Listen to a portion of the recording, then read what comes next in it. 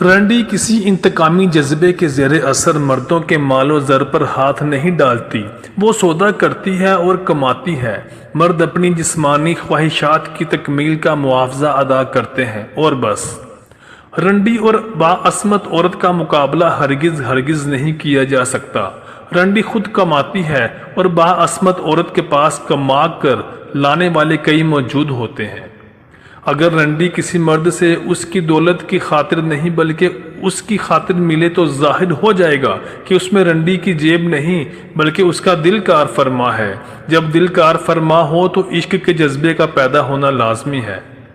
ذرا اس طوائف کا تصور کیجئے جس کا اس دنیا میں کوئی بھی نہ ہو، نہ بھائی، نہ بہن، نہ ماں، نہ باپ اور نہ کوئی دوست۔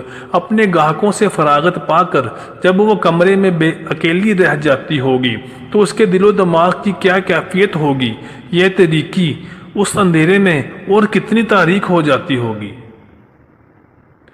چکلے کی عورتوں کو کون نہیں جانتا، قریب ہر شہر میں ایک چکلا موجود ہوتا ہے۔ اگر ہم مندروں اور مسجدوں کا ذکر کر سکتے ہیں تو ان قبح خانوں کا ذکر کیوں نہیں کر سکتے جہاں سے لوٹ کر مرد مندروں اور مسجدوں کا رخ کرتے ہیں۔